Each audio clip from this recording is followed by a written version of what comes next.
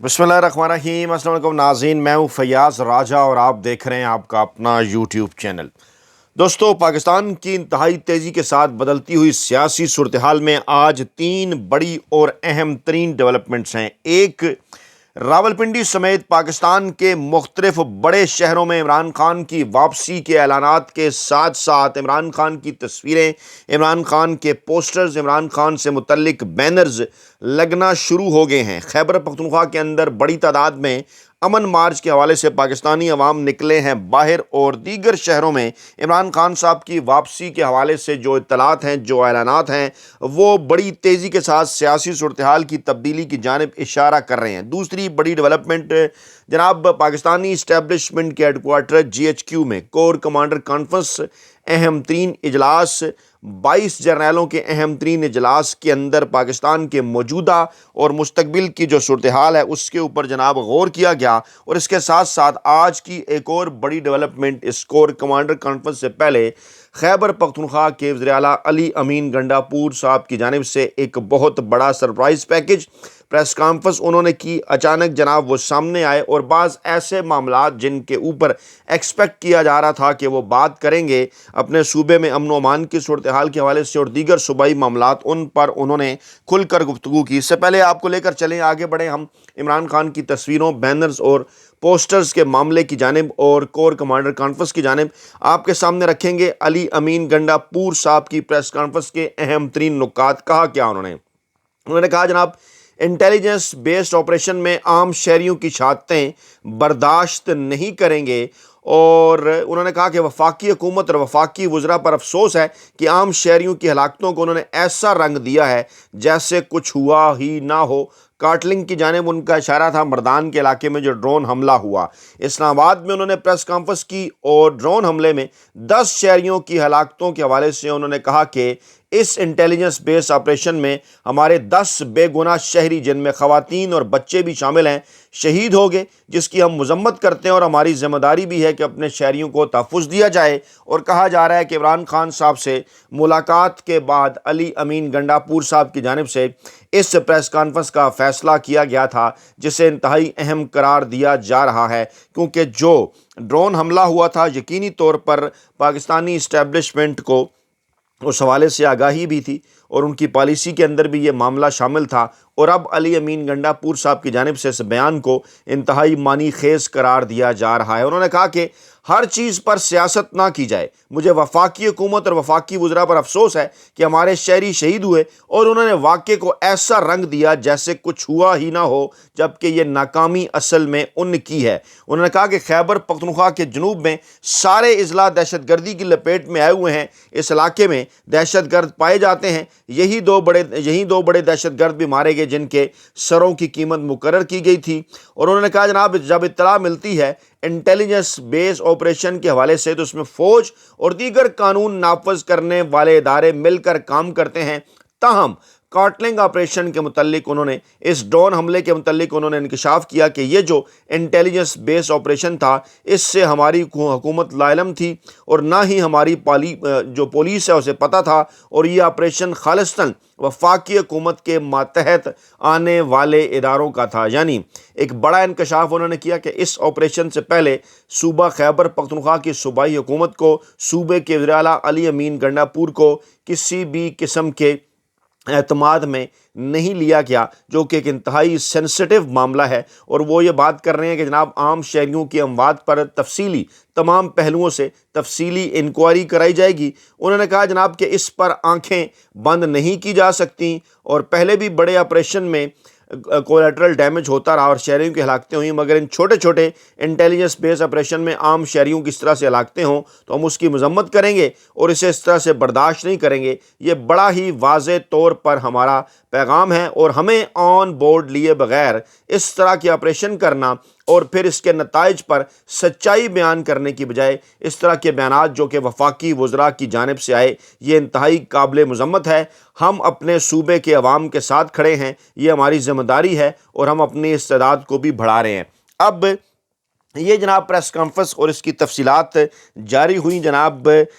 Core commander conference से पहले। Core commander conference के अंदर नेशनल एक्शन प्लान के हवाले से बात की गई اور وہ بھی ہم آپ کے سامنے رکھتے ہیں۔ جبکہ علی امین گنڈاپور نے کہا کہ صوبائی ایکشن پلان ہم نے بنایا ہے، اپنا ہمارا پلان ہے صوبائی ایکشن پلان، اور ماضی میں ہونے والے نتائج اور جو تجربات تھے ان کے نتائج کی بنیاد پر یہ ایکشن پلان تشکیل دیا گیا ہے۔ ہم ایسی چیزیں کر رہے ہیں جن کے بڑے اچھے نتائج آئیں گے۔ آپ نے دیکھا کہ کرک میں حملہ ہوا اور عوام پولیس کی حمایت میں نکل آئے۔ ہم ایسا لائے عمل بنا رہے ہیں کہ عوام فورس کے ساتھ کھڑے ہوں گے، اور انہوں نے وفاقی حکومت کی پالیسیوں اور وفاقی حکومت کے رویے کو انہوں نے انتہائی خطرناک قرار دیا۔ انہوں نے کہا کہ میں آپ سے دوبارہ یہ درخواست کر رہا ہوں کہ جو بات چیت آپ نے کی ہے اس پر آگے بڑھیں، افغانستان سے مذاکرات کریں، کیونکہ جب تک پاک افغان بارڈر پر حالات بہتر نہیں ہوں گے اس وقت تک خطے میں امن قائم نہیں ہو سکتا۔ صرف باتوں اور دعووں سے کچھ نہیں ہوگا۔ خیبر پختونخوا کے علاوہ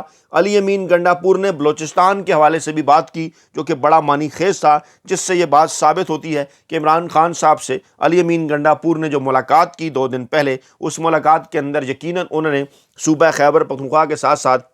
جو بلوچستان کی صورتحال تھی وہ بھی عمران خان صاحب کے سامنے رکھی، اور ان سے ملاقات کے بعد جو پہلی پریس کانفرنس تھی ان کی، علی امین گنڈاپور نے کہا کہ بلوچستان کے حالات آپ کے سامنے ہیں، ہم یہ نہیں دیکھ رہے کہ لوگوں نے ہتھیار کیوں اٹھائے، لازمی اس کی وجوہات ہوں گی۔ اس جنگ کو جیتنے کے لیے آپ کو پہلے اپنے لوگوں کے دل جیتنا پڑیں گے، اعتماد کا رشتہ بحال کرنا پڑے گا، لوگوں کو اپنے ساتھ بٹھانا پڑے گا۔ یعنی علی امین گنڈاپور صاحب کی جانب سے عمران خان کی ہدایات پر ایک بار پھر مذاکرات کے حوالے سے بات کی گئی، کسی قسم کی آپریشن کی کوئی حمایت ان کی جانب سے نہیں کی گئی۔ انہوں نے کہا جناب کہ صوبے کی حد تک ہم کام کر رہے ہیں، مگر جب تک وفاقی سطح پر خطے اور بارڈر کے حوالے سے باقاعدہ بات چیت نہیں ہوگی اس وقت تک مطلوبہ نتائج سامنے نہیں آ سکیں گے۔ اور پھر انہوں نے افغان مہاجروں کے حوالے سے بھی بات کی، جو کہ وفاقی حکومت کی ڈیڈ لائن تھی 31 مارچ کی گزر چکی، عید تھی اس دن،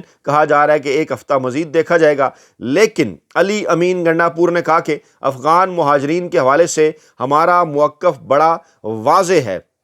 اور انہوں نے کہا کہ کسی افغان مہاجر کو ہم زبردستی یہاں سے نہیں نکالیں گے۔ پہلے بھی افغان مہاجرین عورتوں اور بچوں کو سرحد پر بے سر و سامانی کے عالم میں چھوڑ دیا گیا، جس سے پاکستان کا امیج خراب ہوا۔ ہم نے اپنے صوبے میں کیمپ لگا دیے ہیں، جو بھی رضاکارانہ طور پر جانا چاہتا ہے اسے ہم ہر ممکن سہولت فراہم کریں گے، لیکن صوبے پولیس اور انتظامیہ کو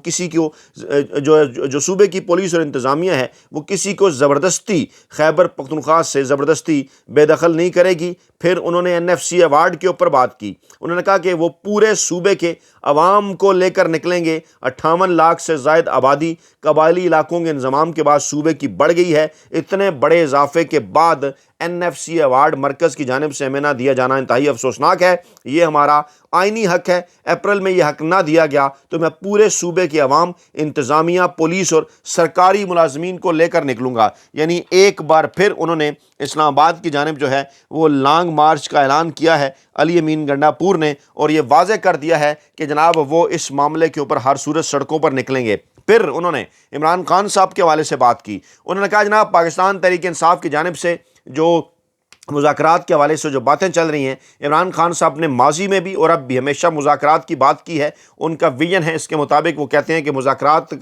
سے ہی مسائل کا حل نکلے گا۔ عمران خان جب جیل سے باہر تھے اس وقت بھی وہ جو ہے وہ مذاکرات کے لیے تیار تھے، اور اب بھی مذاکرات کے لیے تیار ہیں، مگر عمران خان صاحب کسی قسم کی کوئی ڈیل نہیں کریں گے۔ یہ بڑا واضح اور صاف اعلان ہے، جو کہ خبریں پھیلائی گئی اسلام آباد کے اندر مختلف ذرائع کی جانب سے، بڑے اینکر، ویلے کالم نگار اور ملازم صحافی جنہیں کے ہاتھوں میں یہ پروپیگنڈا تھما دیا گیا تھا کہ جناب عمران خان کسی قسم کی کوئی ڈیل کرنے جا رہے ہیں، اس کی مکمل طور پر واضح انداز میں، دبنگ انداز میں علی امین گنڈاپور صاحب کی جانب سے تردید کر دی گئی ہے کہ عمران خان صاحب مذاکرات کے لیے تیار ہیں، لیکن وہ کسی قسم کی کوئی ڈیل نہیں کریں گے۔ انہوں نے کہا میری عمران خان صاحب سے 2 ماہ بعد ملاقات ہوئی ہے، حالانکہ یہ ملاقات جلدی ہونی چاہیے۔ اس ملاقات میں حکومتی معاملات پر گفتگو ہوئی ہے۔ عمران خان صوبے میں امن و امان کی صورتحال اور دہشت گردی کے حوالے سے فکر مند ہیں، اس پر بھی بات ہوئی ہے۔ عالمی امور اور سرحدی صورتحال بھی زیر غور آئی ہے، اور میں بحیثیت وزیر اعلیٰ اور پارٹی ورکر کے ہر فورم پر عمران خان کی اور پاکستان تحریک انصاف کی اور پاکستان کے عوام کی جنگ لڑ رہا ہوں۔ جو مجھ سے ہو سکتا ہے وہ میں کر رہا ہوں۔ جناب علی امین گنڈا پور صاحب کی یہ پریس کانفرنس انتہائی اہم، ایک تو جناب انہوں نے مذاکرات کے حوالے سے بات کی خیبر پختونخوا اور بلوچستان کے اندر، دوسری بات جناب انہوں نے یہ کہا کہ وفاقی حکومت نے انہیں اعتماد میں لے کر جو ہے وہ وہاں پر آپریشن نہیں کیا جس میں سویلین ہلاکتیں ہوئیں کارٹلنگ کے اندر۔ پھر انہوں نے کہا جناب افغان مہاجرین کے معاملے پر بھی ہمیں اعتماد میں نہیں لیا جا رہا، NFC معاملے کے اوپر بھی انہوں نے بات کی کہ وہ سڑکوں کے اوپر نکلیں گے، اور پھر عمران خان صاحب کے حوالے سے بھی انہوں نے بات کی، اہم ترین نقطہ کہ عمران خان صاحب کسی قسم کی کوئی ڈیل نہیں کریں گے۔ وہ تمام تر تاثر، وہ تمام تر جو پروپیگنڈا تھا وہ ختم ہو کر رہ گیا جو کہ علی امین گنڈا پور صاحب کے حوالے سے آ رہا تھا سامنے۔ پارٹی کے اندر اختلافات موجود ہیں، مختلف رائے بھی موجود ہیں، لیکن علی امین گنڈا پور صاحب کی آج کی پریس کانفرنس نے یہ بات واضح کر دی ہے کہ وہ عمران خان صاحب کے ساتھ کھڑے ہیں۔ عمران خان صاحب کا پیغام بھی انہوں نے بھجوایا ہے کہ عمران خان صاحب کسی قسم کی کوئی بھی ڈیل کرنے کے لیے تیار نہیں ہے، کوئی بھی NRO جو ہے وہ پاکستان کے طاقتور حلقوں کو دینے کے لیے تیار نہیں ہے۔ اور اس ماحول کے اندر جناب 268ویں